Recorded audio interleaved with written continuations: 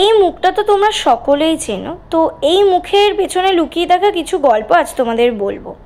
তো আমি প্রথমেই আমার যে হ্যান্ডমেড জুয়েলারির পেজ তিথিস কালেকশন চপলা অলংকার, এই পেজটা আমার ইনস্টাগ্রাম ফেসবুকে দু জায়গাতেই রয়েছে। তো এই পেজ নিয়েই আমি কিছু কথা বলবো। আমি একটা ব্যবসার সাথে যুক্ত, তো সেই কারণে আমি আমার হ্যান্ডমেড জুয়েলারিগুলো নিয়ে আমি বড় বড় কিছু ক্রিয়েটারদের দিয়ে বা এছাড়াও কিছু ছোট ক্রিয়েটার দিয়ে কিছু প্রমোশন শ্যুট করাই জুয়েলারিগুলো নিয়ে। তো সেরকমই এই সুমি রয়ের সাথে আমি যোগাযোগ করেছিলাম যে কিছু জুয়েলারি নিয়ে তাকে দিয়ে আমি প্রমোশন ভিডিও করাবো। তো সেই মতো তার সাথে আমি কন্ট্যাক্ট করার পর তার সাথে কথা যখন হয়, সে আমাকে বলে 8 থেকে 9টা জিনিসের আইটেম তাকে পাঠাতে হবে।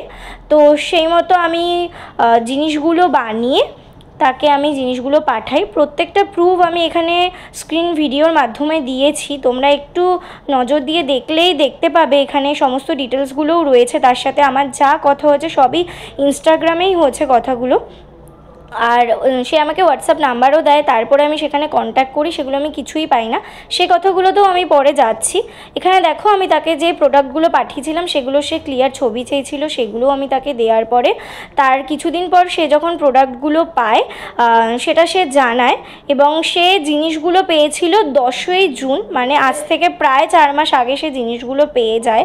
কিন্তু এই 4 মাস ধরে সে নাকি এতটাই ব্যস্ত ছিল, সে আমার সাথে সে আমার এই পেজটা প্রমোট করার ভিডিওটা করতেই পারিনি। তাকে আমি বারংবার অডিও কল করেছি, কোনো রকম রেসপন্স পাইনি। লাস্ট দিন আমি তাকে বললাম যে আমি তাহলে কিন্তু স্টেপ নিতে বাধ্য হব, তারপরও সে কোনো রকম রেসপন্স না করার কারণেই আজকে আমার সাথে ঘটে যাওয়া এই স্ক্যামটা আমি তোমাদের সাথে শেয়ার করতে এলাম, যাতে বড় ক্রিয়েটার দেখে তোমরা অনেকেই ভাবো যে তোমরা এরকম কিছু নিজের পেজটাকে প্রমোট করার জন্য ভিডিও করবে। তো তাদেরকে বলবো একটু সাবধান হয়ে সব কিছু দেখে বুঝে নিয়েই করো, নাহলে আমার মতো স্ক্যাম হয়ে যাবে। 4 মাস ধরে আমি তাকে এতগুলো প্রোডাক্ট পাঠিয়ে এত টাকা খরচ করেও কোনো লাভ আমার সাথে হলো না।